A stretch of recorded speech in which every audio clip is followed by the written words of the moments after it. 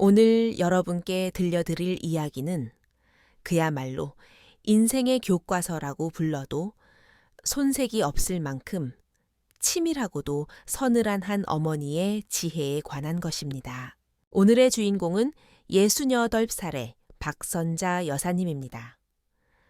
아들과 며느리의 가식적인 효도, 연기에 속아 돌이킬 수 없는 신탁 계약서에 서명을 하고 말았던 그녀. 하지만 서명을 마치자마자 아들 부부는 본색을 드러냈습니다. 따뜻했던 안부 인사는 차가운 무관심으로 변했고 급기야 어머니의 전화번호를 차단 목록에 넣어버리기까지 했죠. 그들은 이제 모든 것이 성공했고 앞으로는 두 다리 뻗고 편히 살 일만 남았다고 생각했을 겁니다. 하지만 그들은 꿈에도 몰랐습니다. 자신들에게 속아 넘어간 줄만 알았던 늙은 어머니가 사실은 처음부터 끝까지 너무나도 편곤했다는 사실을 말입니다. 그녀는 겉보기에 완벽해 보이는 그 계약서 안에 이미 누구도 눈치채지 못하게 가장 치명적인 한 수를 숨겨놓았기 때문입니다. 은행에서 계좌 동결 통지서가 날아왔을 때야 비로소 그들은 자신들이 단 한 푼도 가져갈 수 없다는 사실을 깨닫게 됩니다. 도대체 오늘의 주인공은 어떻게 이 효도 함정을 설계했을까요? 그리고 어떻게 아들 부부의 얄팍한 계산을 무너뜨렸을까요? 지금부터 그 통쾌하고도 가슴 저린 반격의 현장을 함께 만나보시죠. 제 이름은 박선자 올해로 68입니다. 은퇴 전까지 저는 서울의 한 구청 기록물 관리실에서 평생을 보냈습니다. 사람보다 낡은 서류 뭉치를 더 많이 보고 살아서인지 매사에 의심을 먼저 하고 증거를 중요하게 여기는 차분한 성격이 몸에 배어버렸죠. 제 아들 민준이는 어릴 때 참 착한 아이였습니다. 녀석은 제 인생의 작은 태양과도 같았죠. 비록 눈부시게 빛나지는 않아도 저에게 참 많은 온기를 주던 아이였습니다.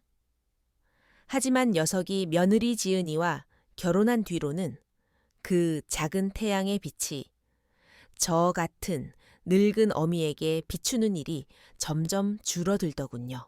제 며느리 지은이는 참 똑똑한 아이입니다.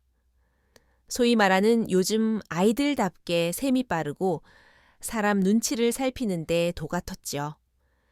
하지만 그 지나친 영리함 때문인지 저와 지은이 사이에는 늘 보이지 않는 얇은 막이 쳐져 있는 것 같았습니다.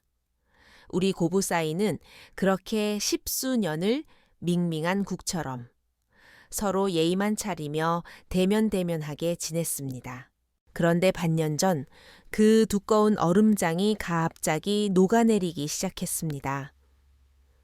계기는 제가 욕실 타일 바닥에서 미끄러진 사고였습니다. 다행히 뼈는 다치지 않았지만 허리를 삐끗해 보름 정도 꼼짝없이 침대 신세를 져야 했지요. 바로 그때부터였습니다. 아들과 며느리가 갑자기 딴 사람이 된 겁니다. 그들은 거의 매주 주말마다 학원 가느라 바쁜 제 손자 우진이까지 데리고 저를 찾아왔습니다. 며느리 지은이의 변신은 저를 당황하게 할 정도였죠. 거실 소파에 앉아 스마트폰이나 보며 제가 차려준 밥상을 기다리던 그 손님 같던 며느리가 아니었습니다. 그녀는 팔을 걷어붙이고 주방으로 들어와 쌀을 씻고 사골국을 끓였습니다. 노인 관절에 좋다는 최고급 녹용이며 백화점 식품관에서나 판다는 값비싼 홍삼 세트를 찬장에 가득 채워주더군요. 제가 TV를 보다가 꾸벅꾸벅 졸고 있으면 지은이는 어느새 다가와 부드러운 손길로 제 어깨를 주무르며 이렇게 말했습니다. 어머니 평생 고생만 하셨잖아요. 이제는 정말 호강하셔야죠. 어머, 흰머리가 또 느셨네. 다음 주엔 제가 청담동 샵에 모시고 가서 염색이랑 두피 케어 좀 해드릴게요. 아들 민준이도 퇴근 후 피곤한 얼굴로 침묵만 지키던 예전의 모습이 아니었습니다. 제게 먼저 말을 걸고 회사에서 있었던 재미난 일들을 조잘대고 손자 우진이의 성적 이야기를 들려주었습니다. 심지어 스마트폰 사용법을 하나하나 가르쳐주며 노인정 친구들과 영상통화하는 법까지 알려주더군요. 갑작스럽게 쏟아지는 이 온정 공세에 솔직히 처음에는 경계심이 들었습니다. 갑자기 이러는 데는 분명 이유가 있을 텐데. 하지만 저도 결국은 어머니였고 핏줄에 전기 그리운 외로운 노인이었습니다. 시간이 지나면서 아들의 얼굴에 핀 오랜만의 미소와 며느리의 손끝에서 전해지는 온기를 느끼며 제 마음속에 단단한 방벽도 조금씩 허물어져 갔습니다. 내가 그동안 너무 깐깐하게 굴었나 보다. 중년이 되니 녀석들도 부모 마음을 알게 된 거겠지 하는 생각으로 스스로를 위로했습니다. 그렇게 저는 반신반의하면서도 이 뒤늦게 찾아온 따뜻한 효심을 즐기고 있었습니다. 그러던 어느 날 저녁이었습니다. 지은이가 상다리가 부러지게 한식 한 상을 차려냈습니다. 식사가 끝난 후 여느 때처럼 서둘러 일어날 줄 알았던 부부가 심각한 표정으로 제 맞은편 소파에 앉더군요. 그들을 보는 순간 가슴 한구석이 쿵 하고 내려앉았습니다. 올 게 왔구나 싶었지요. 지은이가 먼저 눈시울을 붉혔습니다. 그녀는 티슈 한 장을 뽑아 눈가를 톡톡 찍어내더니 물기 어린 목소리로 입을 열었습니다. 어머니, 사실 저랑 민준 씨가 오랫동안 끙끙 앓던 문제가 있는데 이걸 어머니께 말씀드려야 할지 말아야 할지 저는 묵묵히 그녀를 바라보았습니다. 어머니도 아시잖아요. 저희가 우진이한테 좀 더 좋은 환경을 만들어주고 싶어 하는 거요. 우진이가 내년이면 중학교에 가는데 강남 대치동 쪽 학군으로 보내고 싶어서요. 지금 사는 경기도 전셋집은 학교랑 너무 멀어서 애가 길바닥에서만 왕복 3시간을 버려야 해요. 민준이가 한숨을 푹 쉬며 말을 이어받았습니다. 얼굴에는 대한민국 가장의 고단함이 가득했습니다. 그래서 최근에 하원가 근처 아파트를 하나 봐둔 게 있어요. 위치도 좋고 구조도 딱인데 영끌해서 계약금이랑 중도금까진 어떻게 마련했지만 매달 나가는 주택담보대출 원리금이 350만 원이나 돼서 지금 저희 형편으로는 너무 벅차네요. 아들은 간절한 눈빛으로 저를 쳐다봤습니다. 이 대출금을 갚다 보면 저랑 지은이 생활 수준이 너무 떨어질 것 같아요. 그러면 지금처럼 어머니 찾아뵙고 맛있는 거 사드리고 효도할 여력이 없어질까봐 그게 제일 걱정이에요. 며느리 지은이가 집안일로 거칠어진 제 손을 덥석 잡았습니다. 그녀의 손은 따뜻했지만 눈물은 뚝뚝 떨어져 제 손등을 적셨습니다. 어머니 연금이랑 모아두신 돈으로 생전 신탁 하나만 만들어주시면 안 될까요? 신탁 계좌에서 매달 그 350만 원만 대출금으로 나가게 해주시면 저희 숨통이 트일 것 같아요. 그러면 저희가 남는 시간과 정성을 다 쏟아서 어머니 돌아가시는 날까지 정말 행복하게 모실게요. 제발요 어머니. 제 눈앞에 있는 세상에서 가장 가까운 두 사람. 아들의 간절한 얼굴과 며느리의 눈물 섞인 맹세를 보며 저는 아주 길고 깊은 한숨을 내쉬었습니다. 돈이야 있었습니다. 공무원 생활하며 악착같이 모은 돈과 퇴직금 혼자 쓰기엔 차고 넘치는 돈이었지요. 하지만 유언장도 신탁도 하지 않았던 건 돈이 내 손을 떠나는 순간 더 이상 내 것이 아니라는 걸 너무 잘 알았기 때문입니다. 하지만 그날 저는 고개를 끄덕이며 말했습니다. 그래, 알았다. 엄마가 도와주마. 그 말에 지은이는 안도감에 털썩 주저앉듯 저를 껴안았습니다. 어머니 정말 감사해요. 저희가 앞으로 진짜 잘해드릴게요. 저는 지은이의 등을 토닥이며 온화하게 미소 지었습니다. 하지만 제 마음속은 겨울 호수처럼 차분하게 가라앉아 있었죠. 제 승낙은 마치 황명이라도 떨어진 듯 모든 일을 일사천리로 진행시켰습니다. 계약 당일 우리는 서초동에 있는 황 변호사의 사무실에서 만났습니다. 민준이도 월차까지 내고 왔더군요. 황 변호사는 제가 미리 요청한 대로 철회 가능한 생전 안심 신탁 계약서를 꺼내 놓았습니다. 그는 전문적인 용어로 조항을 하나하나 설명했습니다. 자, 이 계약은 철회 가능 신탁입니다.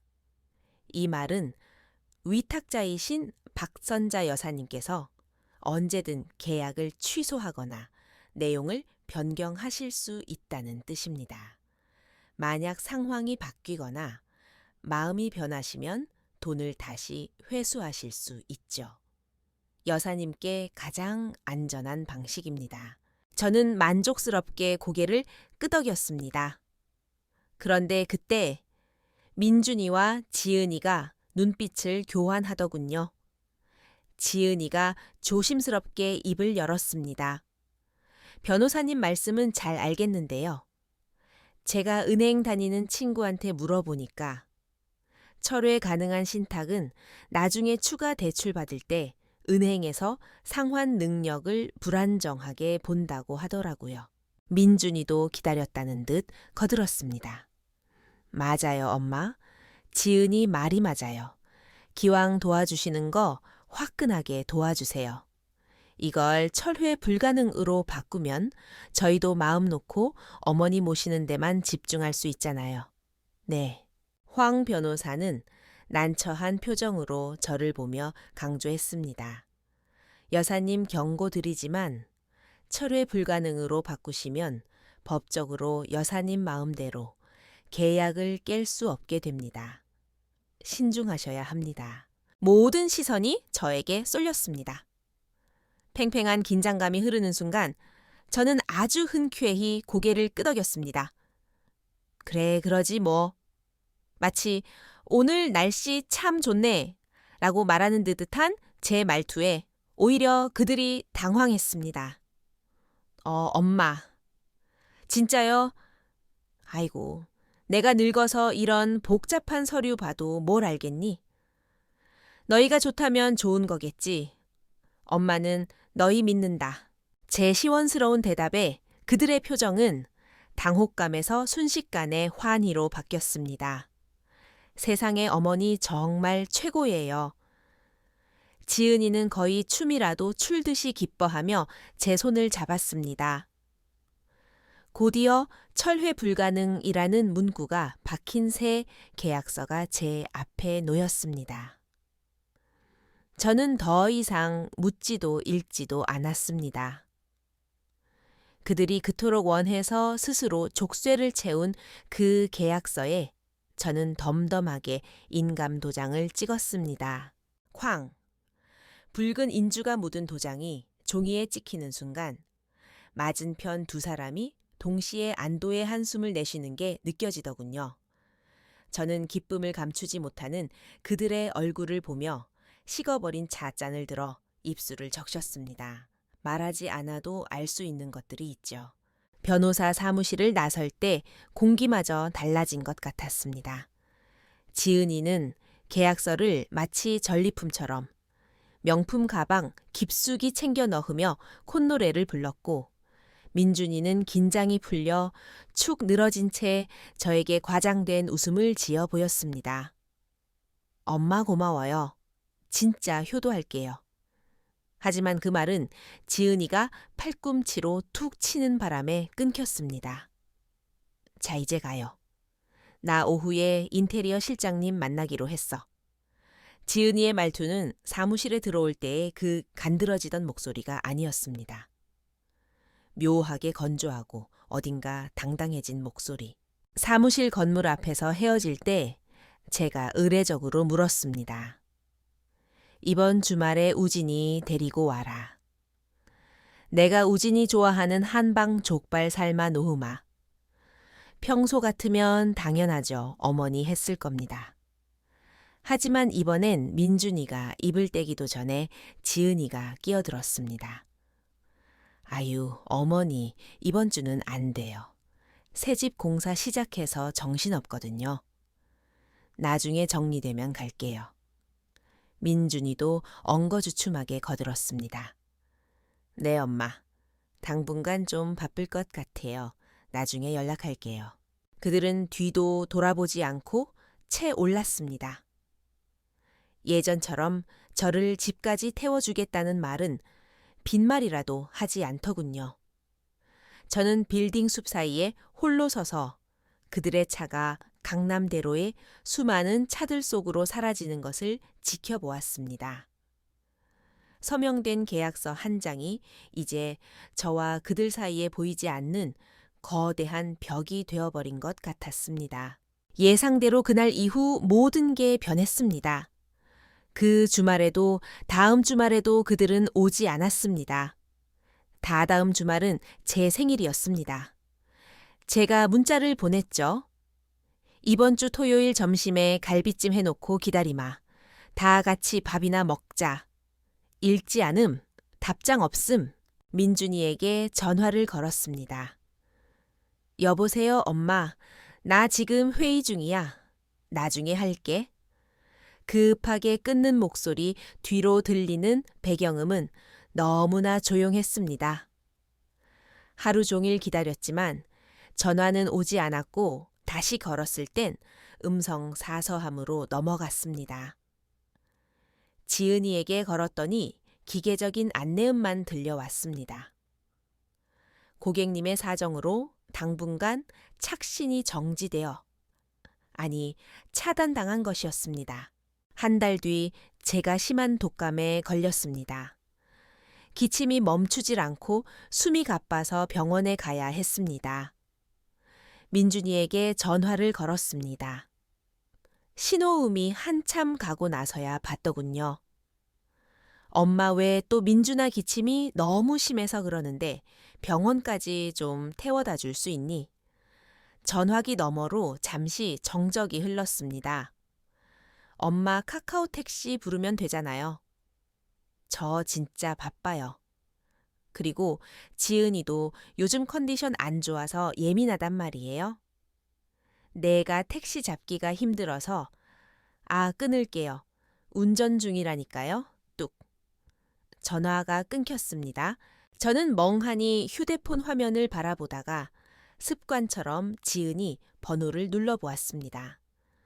화면에 짧은 메시지가 뜨더군요. 차단된 번호입니다. 허참. 기가 막혀서 웃음이 나왔습니다. 저는 일어나서 따뜻한 물 한 잔을 따라 천천히 마셨습니다. 창밖의 서울 하늘은 미세먼지로 뿌옇고 이웃집 개 짖는 소리만 들려왔습니다. 하지만 저는 울지 않았습니다. 화도 내지 않았습니다. 그저 기다렸습니다. 어차피 바람의 방향은 바뀌게 되어 있으니까요. 이런 사람들에게 화를 내는 건 가장 어리석은 짓입니다. 2달 후 어느 흐린 아침 7시 반, 민준이는 대치동 새 아파트 주방에서 커피를 마시고 있었습니다.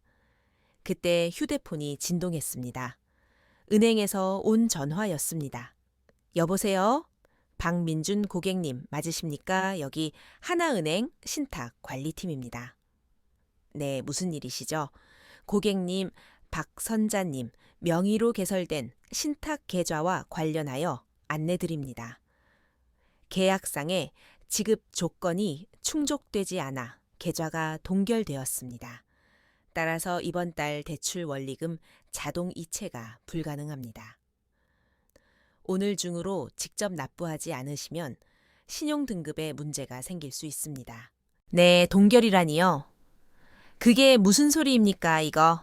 철회 불가능, 신탁이잖아요? 이미 서명 다 끝난 건데 은행이 마음대로 막아도 되는 겁니까? 민준이의 목소리가 높아지자 욕실에서 양치하던 지은이가 뛰쳐나왔습니다. 무슨 일이야? 돈 안 들어왔대? 전화기 너머 은행 직원은 침착하게 대답했습니다. 고객님, 신탁 계약서 제6조 3항을 확인해 보십시오. 매월 자금 집행을 위해서는 자금의 유무뿐만 아니라 지정된 제3자가 제출하는 보고서가 승인되어야 합니다. 제3자요 보고서요? 그게 무슨 개소리야. 민준이는 전화를 끊고 거실 구석에 처박아둔 서류 박스를 뒤엎었습니다. 누렇게 변색된 서류 봉투를 찾아내 계약서를 꺼냈습니다. 지은이가 달려들어 종이를 넘겼습니다. 말도 안 돼. 그냥 표준 계약서였잖아. 지은이의 손이 숙페이지 하단에서 멈춰왔습니다. 깨알 같은 글씨로 적힌 특약 조항. 매월 자금 집행은 독립적인 제3자가 작성한 효행, 샤오싱 이행 평가 보고서를 제출받아 수익자가 위탁자에 대해 충분한 부양과 정서적 지지를 제공하였음이 입증될 때에만 승인된다. 지은이의 얼굴이 백지장처럼 하얗게 질렸습니다. 이게 뭐야? 나 이런 거 못 봤는데. 민준이의 손이 떨리기 시작했습니다. 어머니가 이걸... 그들은 알았습니다. 어머니가 아무것도 모르는 척 눈이 침침한 척하며 도장을 찍었지만 사실은 이 모든 걸 알고 있었다는 것을, 아니, 이 덫을 놓은 게 바로 어머니였다는 것을. 당장 가봐. 따져야 해. 지은이가 악을 썼습니다. 저는 거실에서 따뜻한 녹차를 우리고 있었습니다.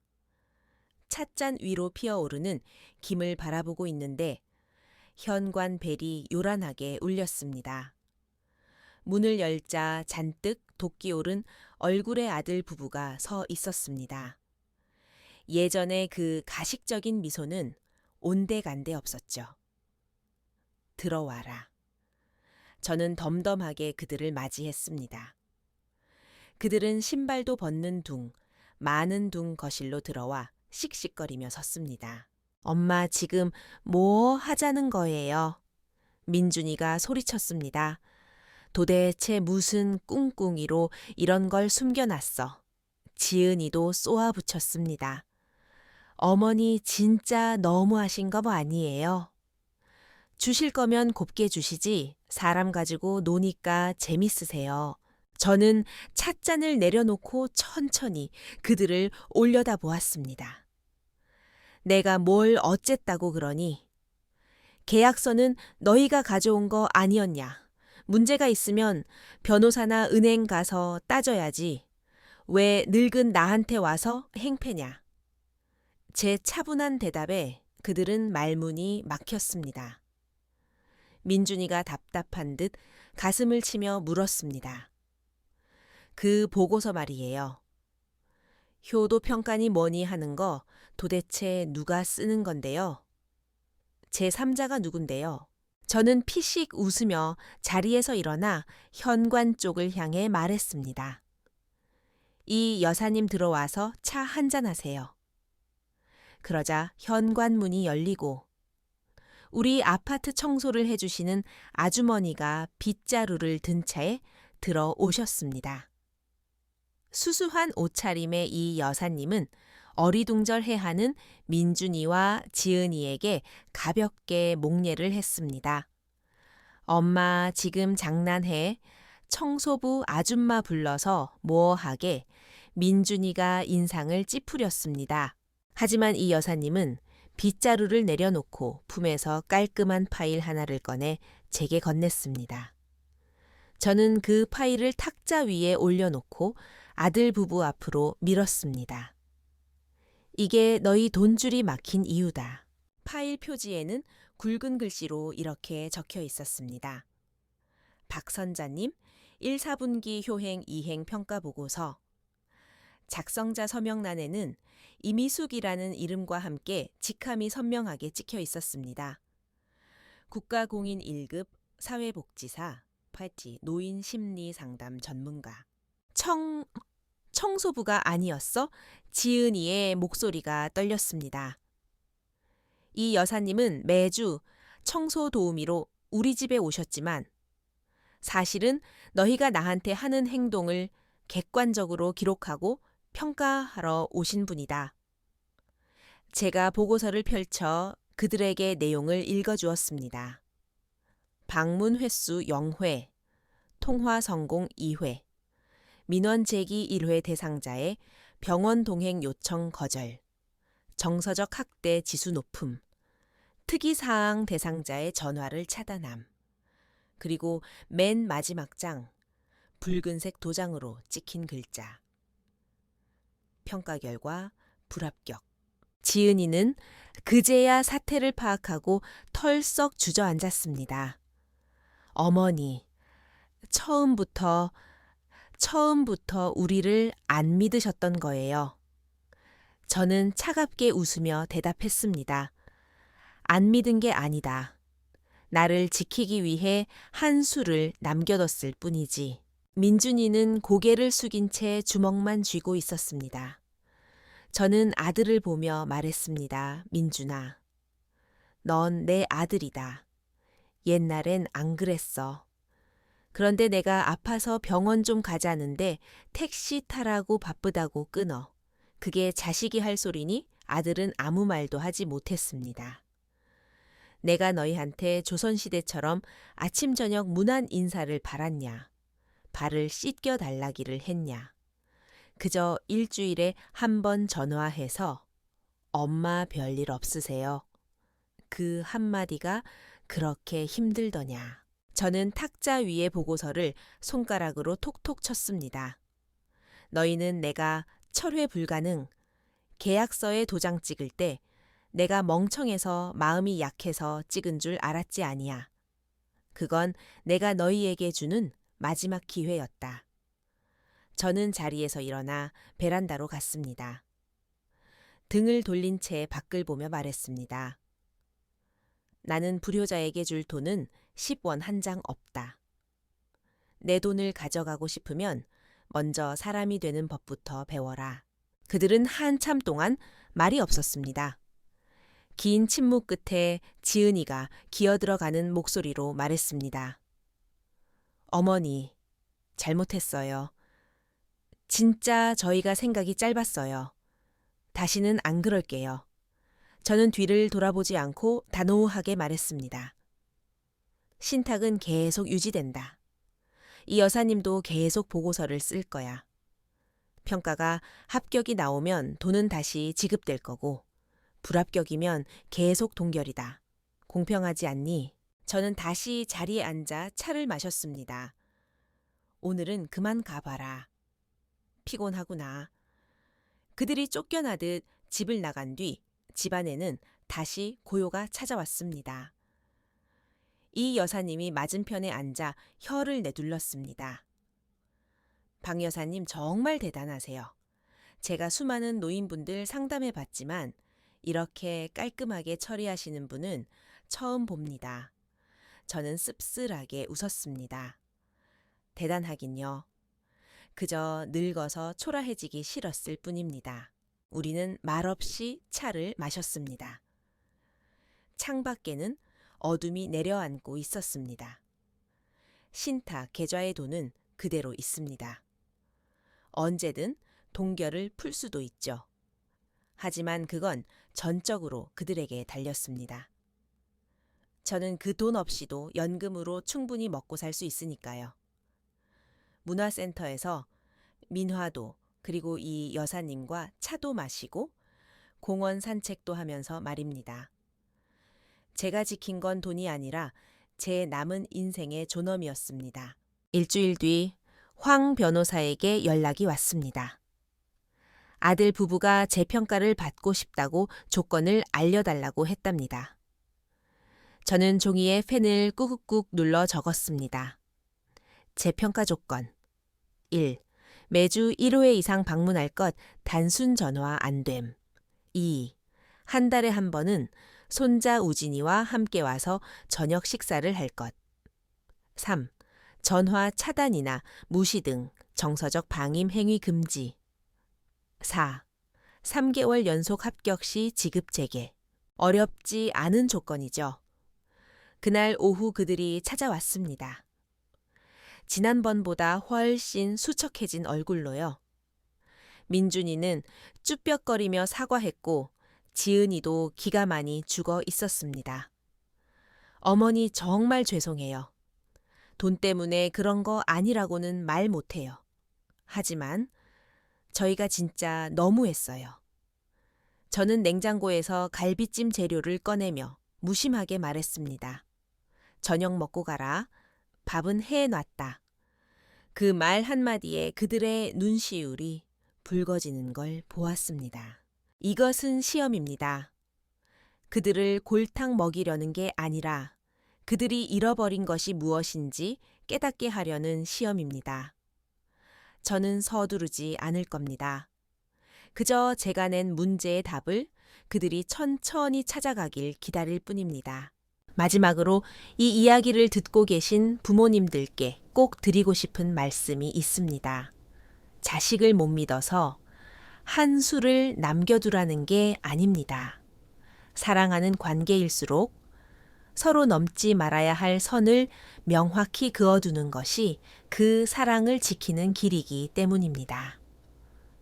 우리의 모든 것, 재산과 마음을 다 내어주는 순간, 슬프게도 우리는 존중받아야 할 부모가 아니라 귀찮은 짐이나 뜯어먹을 먹잇감이 되기 쉽습니다. 나를 지킬 힘이 있어야 자식도 나를 함부로 대하지 못합니다. 그것이 비정한 게 아닙니다. 그것이 늙어가는 우리가 스스로에게 해줄 수 있는 최고의 예의자 자식을 불효자로 만들지 않는 지혜입니다. 진행자 클로징. 오늘 박선자 여사의 이야기 어떻게 들으셨나요? 돈 앞에 흔들리는 얄팍한 효심, 그리고 그 위에 단호하게 선을 그은 어머니의 지혜. 이 사건은 가짜 효도로 시작해 통쾌한 방역으로, 그리고 결국은 조건부 화해로 이어지는 한 편의 드라마였습니다. 누군가는 아들 부부의 변화가 결국 돈 때문이라고 비판할 수도 있습니다. 하지만 박선자 여사는 알고 계셨던 겁니다. 때로는 엄격한 원칙이 무너진 관계를 다시 세우는 버팀목이 될 수 있다는 것을요. 여러분이라면 배신감에 치를 떨며 연을 끊으셨을까요? 아니면 박 여사님처럼 기회를 주셨을까요? 여러분의 생각은 어떠신지 댓글로 남겨주세요. 그리고 이 이야기가 마음에 와닿으셨다면 구독과 좋아요, 그리고 주변 친구들에게 공유 부탁드립니다. 지금까지 지혜로운 인생 수업이었습니다. 감사합니다.